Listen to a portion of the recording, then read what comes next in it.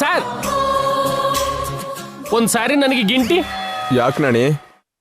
ನಾನು ಕಂಡಿದ್ದು ಕನ್ಸೋ ನಿಜನ ತಿಳ್ಕೊಳಕ್ಕೆ. ನಿಜನೇ ಸರ್, ನಿಮ್ಮ ಅತ್ತೆನೂ ಬದಲಾಗಿದ್ದಾರೆ. ಬದಲಾಗೋದು ಒಳ್ಳೇದೇ ಅಲ್ವಾ ನಾಣಿ? ಒಳ್ಳೇದು ಹೌದು, ಆದ್ರೆ ಇಷ್ಟು ಚೇಂಜಾ?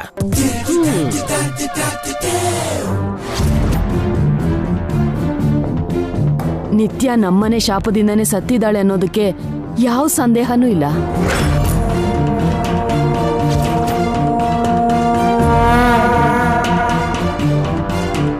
ಹೌದು ಶಾಸ್ತ್ರಿಗಳೇ, ನಿತ್ಯ ಶಾಪದಿಂದಲೇ ಸತ್ತಿದ್ದು. 100 ವರ್ಷದ ಹಿಂದೆ ನಮ್ಮ ಕುಟುಂಬದವರು ನಿಮ್ಮ ವಂಶಕ್ಕೆ ಕೊಟ್ಟ ಶಾಪದ ಕಾರಣಕ್ಕೆ ನಿಮ್ಮ 4 ತಲೆಮಾರಿನ ಸೊಸೆಯರು ಪ್ರಾಣ ಬಿಟ್ಟಿದ್ದಾರೆ. ಚಂದ್ರಿಕಾ, ನಿನ್ಗೇನಾದ್ರೂ ಬುದ್ಧಿ ಕೆಡ್ತಾ? ಯಾಕೆ ಹೀಗೆ ಮಾಡಿದೆ? ಅರೆ, ಅವರು ಶೋಭನನ್ನ ನೀನ್ ಮಾಡ್ತೀನಿ ಅಂತೆಯಲ್ಲ, ನಿಲ್ಲಿಸ್ತೀನಿ ಅಂತ ತಾನೇ ನನ್ನ ಹತ್ರ ಹೇಳಿದ್ದು. ಇಷ್ಟು ಬೇಗ ಮನ್ಸನ್ನ ಯಾಕೆ ಬದಲಾಯಿಸ್ಬಿಟ್ಟೆ? ನಮಗೂ ಒಬ್ಳು ಮಗಳಿದ್ದಾಳೆ ಅಂತ ಅವಳು ಕೋಪ ಮಾಡ್ಕೊಂಡು ಮನೆ ಬಿಟ್ಟು ಹೋಗಿದ್ನ ಮರ್ತು ಬಿಟ್ಯಾ? ಅವಳನ್ನ ಜೈಗೆ ಕೊಟ್ಟು ಮದುವೆ ಮಾಡ್ಬೇಕು ಅನ್ನೋದನ್ನ ಮರ್ತು ಬಿಟ್ಯಾ? ಯಾಕೆ ಮಾತಾಡ್ತಿಲ್ಲ? ಆಗ್ಲೇ ನೀನ್ ಹೇಳಿದ್ನ ಕೇಳಿ ನನ್ ರಕ್ತ ಕುದೀತಿದೆ. ನಾನ್ ಕೇಳಿಸ್ಕೊಂಡಿರೋ ಮಾತ್ಗೆ ನನ್ ರಕ್ತ ತಣ್ಣಗಾಗೋಗಿದೆ. ಅಂದ್ರೆ ನಿನ್ನ ಯಾರಾದ್ರೂ ಹೆದರ್ಸಿದ್ರಾ? ಹೌದು, ನಾನೇ ಹೆದರ್ಕೊಂಡೆ. ಜೈಗೆ ನಮ್ ಸ್ವಪ್ನನ್ ಕೊಟ್ಟು ಮದ್ವೆ ಮಾಡಿದಿದ್ರೆ ಏನಾಗ್ತಿತ್ತು ಅಂತ ಯೋಚನೆ ಮಾಡಿ ನನಗ್ ಭಯ ಆಗೋಯ್ತು. ಏನಾಗ್ತಿತ್ತು? ಹಾಯಾಗಿ ಜೈ ಜೊತೆ ಸಂಸಾರ ಮಾಡ್ತಿದ್ಲು. ಇಷ್ಟೊತ್ತಿಗೆ ನಾವಿಬ್ರು ಜೋ ಅಂತ ಹೇಳ್ತಾ ಒಬ್ಬ ಮೊಮ್ಮಗಳ ಜೊತೆನೋ ಆಟ ಆಡ್ತಾ ಇರ್ತಿದ್ವಿ. ಇಲ್ಲ, ಈ ಗೋಡೆ ಮೇಲೆ ಫೋಟೋ ಆಗಿ ಉಳ್ಕೋತಿದ್ಲು.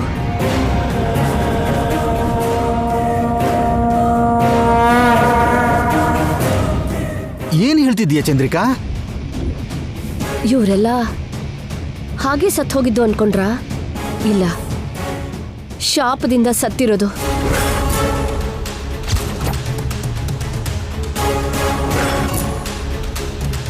ಶಾಪನ? ಶಾಪ ಏನು? ತಲೆಮಾರಿನಿಂದಾನು ಈ ವಂಶಕ್ಕೆ, ಈ ಮನೆ ಸೊಸೆಯಂದ್ರಿಗೆ ಇರೋ ಶಾಪ.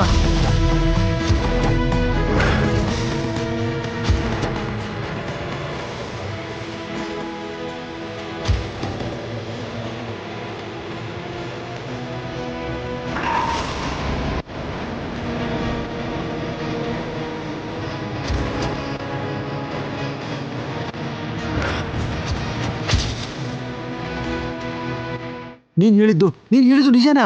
100% ನಿಜ. ಅದಕ್ಕೆ ಸಾಕ್ಷಿನೇ ಇಲ್ಲಿ ಸತ್ತೋಗಿರೋ ಸೊಸೆಯಂದ್ರ ಫೋಟೋಗಳು.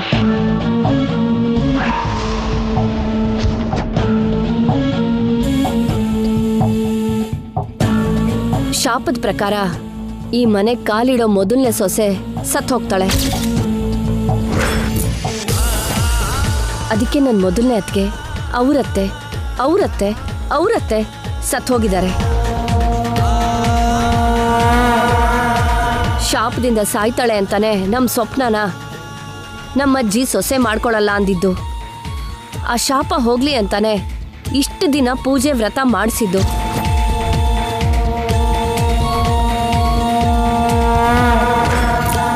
ಜೈ ಜೊತೆ ನಿಶ್ಚಿತಾರ್ಥ ಮಾಡ್ಕೊಂಡು ನಿತ್ಯ ಶಾಪದಿಂದ ಹೋಗ್ತಾಳೆ ಅನ್ಕೊಂಡು ಮೋಸದಿಂದ ಮದುವೆ ಆಗಿರೋ ಗಂಗಾನ ಈ ಮನೆ ಸೊಸೆಯಾಗಿ ನಮ್ಮ ಅಜ್ಜಿ ಒಪ್ಕೊಂಡಿರೋದು.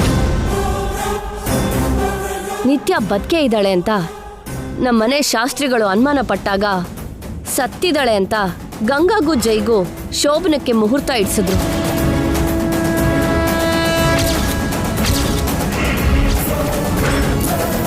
ನಿತ್ಯ ಬದುಕೆ ಇರೋದ್ರಿಂದ ಶಾಪದಿಂದ ಗಂಗಾ ಸಾಯೋದು ಗ್ಯಾರಂಟಿ.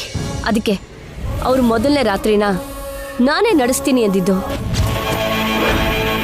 ನಾನೇ ನನ್ನ ಕೈಯಾರ ಗಂಗಾನ ಮೃತ್ಯು ಮನೆಗೆ ಕಳಿಸ್ಕೊಡ್ತೀನಿ. ಅವರು ಒಂದಾಗೋ ಮರುಕ್ಷಣ ಶಾಪ ಗಂಗಾನ ಬೇಟೆ ಆಡುತ್ತೆ. ಒಂದ್ ವೇಳೆ ಶಾಪದಿಂದ ಗಂಗಾ ಸಾಯ್ದಿದ್ರೆ? ಇಷ್ಟು ಜನ ಸತ್ತಿದ್ದಾರೆ, ಗಂಗಾ ಸಾಯೋದು ಹೇಗ್ ತಪ್ಪತ್ರಿ? ಏನೋ ಗಟ್ಟಿ ಜೀವ, ಬದುಕಿದ್ರು ಬದುಕಬಹುದಲ್ಲ, ಹಾಗೇನ್ ಮಾಡೋದು? ಶಾಪದಿಂದ ಸಾವು ಬರೋದು ಸತ್ಯ. ಗಂಗಾ ಹೇಗೆ ಸತ್ರು ಅದು ಶಾಪದ ಖಾತೆಗೆ ಹೋಗೋದು. ಅರ್ಥ ಆಯ್ತಾ?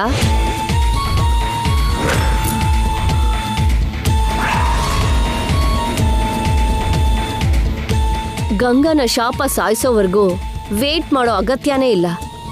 ಶೋಭನ ಆದ್ಮೇಲೆ ಯಾವಾಗ ಬೇಕಾದ್ರೂ ಗಂಗನ ಸಾಯಿಸಿ ಶಾಪದ ಮೇಲೆ ಹೇಳ್ಬಹುದು. ಶಾಪನೇ ನಮ್ಮಿಂದ ಅವಳನ್ನ ಸಾಯಿಸಬಹುದು. ಈಗ ಅರ್ಥ ಆಯ್ತು. ಇನ್ನೂ ಯಾಕೆ ತಡ? ನಡಿ ನಡಿ, ಗಂಗಾ ಸಾವಿಗೆ ಅದೇ ಶೋಭನಕ್ಕೆ ಏರ್ಪಾಡು ಮಾಡೋಣ.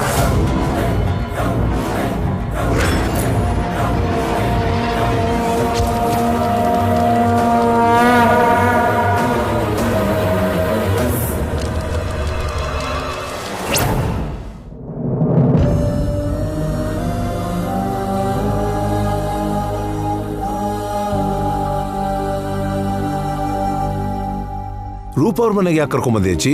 ಕಾರಣ ಏನು? ಕಾರಣ ಇದೆ ಜನಾರ್ದನ್. ರೂಪ ಗಂಗಾ ಹೆತ್ತ ತಾಯಿ ಅಲ್ದೇ ಇದ್ರು ಗಂಗಾ ಅಂತ ಒಳ್ಳೆ ಸೊಸೆನ ನಮ್ಮನೆ ಕೊಟ್ಟಿದ್ದಾಳೆ. ಗಂಗಾನ ಸ್ವಂತ ತಾಯಿ ತರ ನೋಡ್ಕೋತಿದ್ದಾಳೆ. ಗಂಗಾಗೆ ಇವತ್ತು ಶೋಭನಾ. ಈ ವಿಷಯ ರೂಪಾಗ್ ಹೇಳೋದು ನಮ್ ಜವಾಬ್ದಾರಿ. ನಿಜ ಅಜ್ಜಿ, ಹೇಳಿದ್ರೆ ಅವರು ಸಂತೋಷ ಪಡ್ತಾರೆ. ನಡೀರಿ.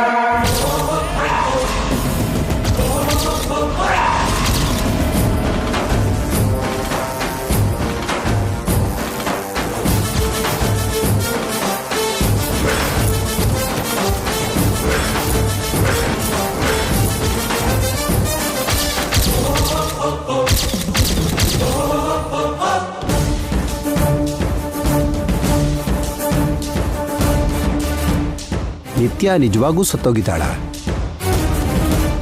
ನಿಜ ಹೇಳಿ, ಈ ತಲೆಮಾರಿನಲ್ಲಿ ನಿಮ್ಮ ಮೊದಲನೇ ಸೊಸೆ ಸತ್ತೋಗಿದ್ದಾಳ?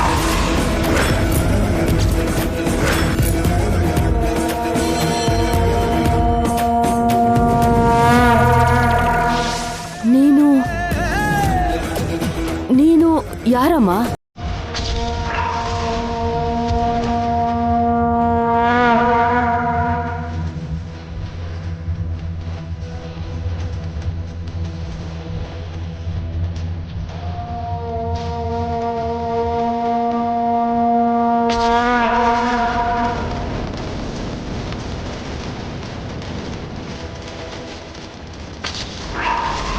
ಹೇಳಮ್ಮ, ಯಾರು ನೀನು?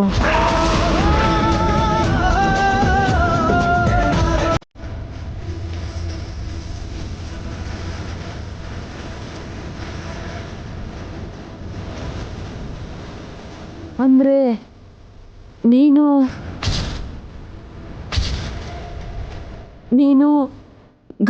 ಗಂಗಾ? ಗಂಗಾ, ನಿನ್ಗೆ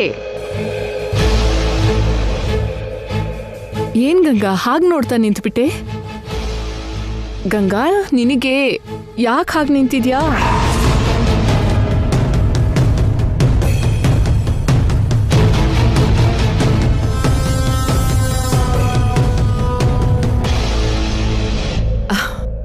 ಅಜ್ಜಿನೂ ಮಾವನು ಬಂದ್ರೆ ಹಾಗೆ ನಿಲ್ಸಿದ್ಯಲ್ಲ, ಕೂತ್ಕೊಂತ ಹೇಳ್ಬೇಕಲ್ವಾ? ಸಾರಿ ಅಜ್ಜಿ. ಬನ್ನಿ ಜನಾರ್ದನ್ ಅವರೇ, ಕೂತ್ಕೊಳ್ಳಿ. ಕೂತ್ಕೊಳ್ಳಿ ಅಜ್ಜಿ, ಕೂತ್ಕೊಳ್ಳಿ.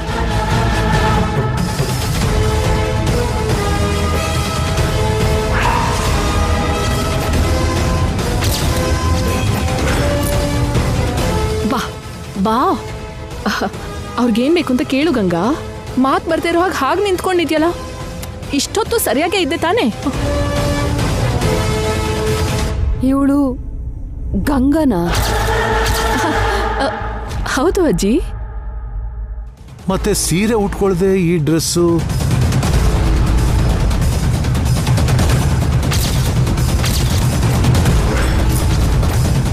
ಹೇಳು ಗಂಗಾ, ನೀನು ಈ ಮಾಡರ್ನ್ ಡ್ರೆಸ್ಸಲ್ಲಿ ಯಾಕಿದ್ಯಾ ಅಂತ ನಿನ್ನ ಮಾವ ಕೇಳ್ತಿದ್ದಾರೆ. ಆನ್ಸರ್ ಮಾಡು.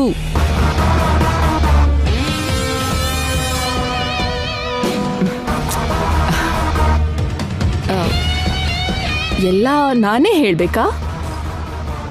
ಸರಿ ಬಿಡು, ನಾನೇ ಹೇಳ್ತೀನಿ, ನೀನು ಹೆದರ್ಬೇಡ.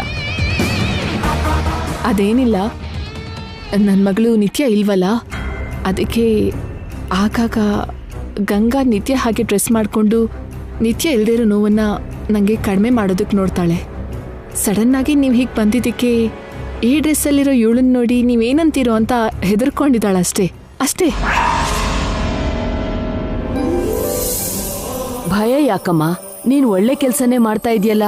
ತನ್ನ ಮಗಳನ್ನ ಕಳ್ಕೊಂಡಿರೋ ಒಬ್ಬ ತಾಯಿಗೆ ಅವಳು ಮಗಳಾಗಿ ಕಾಣಿಸ್ಕೊಂಡು ಸಂತೋಷ ಕೊಡ್ತಿದ್ಯಾ.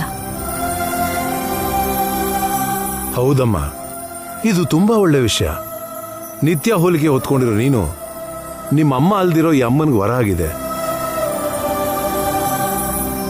ನಿತ್ಯ ಆದರೂ ಗಂಗಾ ಆದರೂ ನನಗೆಲ್ಲ ಇವಳೇ ಅಲ್ವಾ?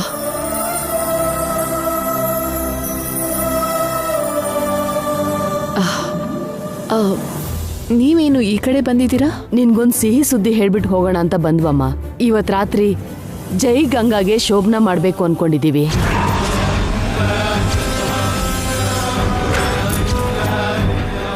ಇವತ್ತು ರಾತ್ರಿ 9:30 ಮುಹೂರ್ತ ನಿಶ್ಚಯಿಸಿದ್ದಾರೆ. ಈ ವಿಷಯ ನಿಮ್ಗೆ ಹೇಳಬೇಕು ಅಂತಾನೆ ಬಂದ್ವಿ. ಈಗಷ್ಟೇ ಗಂಗಾ ಹೇಳ್ತಾ ಇದ್ಲು. ಗಂಗಾನ ನಿನ್ ಸ್ವಂತ ಮಗಳ ತರ ನೋಡ್ಕೋತಾ ಇದ್ಯಾ. ಅವಳಿಗೆ ನಿನ್ನ ಆಶೀರ್ವಾದ ಇರ್ಬೇಕಲ್ಲ. ಗಂಗಾಗೆ ಯಾವತ್ತೂ ನನ್ನ ಬ್ಲೆಸ್ಸಿಂಗ್ಸ್ ಇರತ್ತೆ ಅಜ್ಜಿ. ಜೈ ಎಲ್ಲ ಮರೆತು ಗಂಗನ ಕ್ಷಮಿಸಿದ್ದಾನೆ. ಅವ್ರ ಶೋಭನಾನು ನಡೆಸ್ಬಿಟ್ರೆ ನೀವು ಅವ್ರಿಗೆ ಅಡ್ಡಿ ಮಾಡ್ತಿದ್ದೀರಾ ಅನ್ನೋ ಜೈಗೆ ಬಂದಿರೋ ಅನುಮಾನ ಕೂಡ ದೂರ ಆಗುತ್ತೆ. ಜೈ ಗಂಗಾನ ಅರ್ಥ ಮಾಡ್ಕೊಂಡ್ರೆ ಸಾಕು ನನಗೆ. ಅವ್ರು ಸಂತೋಷವಾಗಿದ್ರೆ ನನ್ಗಷ್ಟೇ ಸಾಕು. ಸರಿನಮ್ಮ, ಬಂದ್ ವಿಷಯ ಮುಗೀತು. ನಾವು ಹೊರಡ್ತೀವಿ. ಮನೇಲಿ ತುಂಬಾ ಕೆಲ್ಸ ಇದೆ.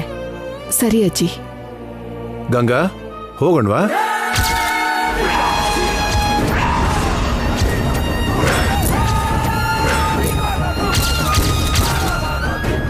ಎಲ್ಲಿಗೆ? ನಮ್ಮನೆಗಮ್ಮ. ಕಾರ್ಯ ಅಲ್ಲೇ ಅಲ್ವಾ? ಬಾಮ್ಮ.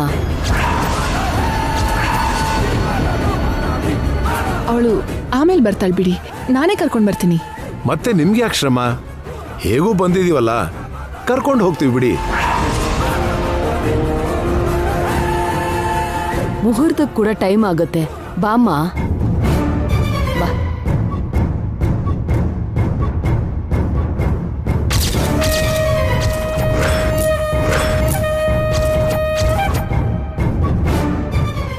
ಅಜ್ಜಿ, ಒಂದು ನಿಮಿಷ ಅಜ್ಜಿ.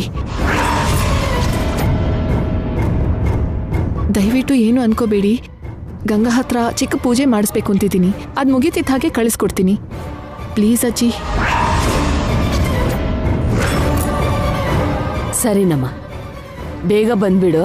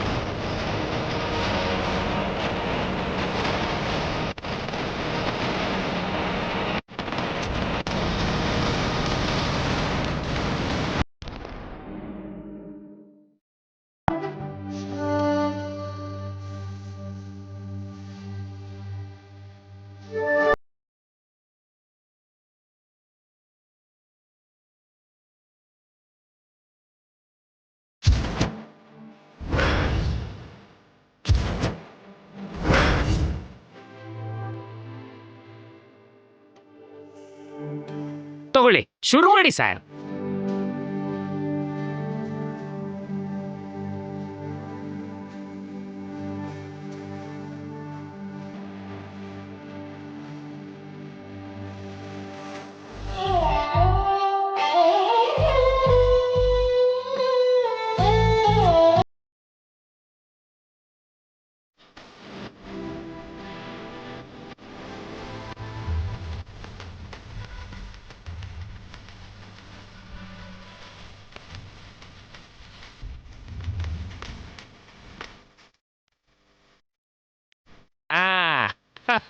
ಸ್ಟಾರ್ಟ್ ಮಾಡಿ ಸರ್.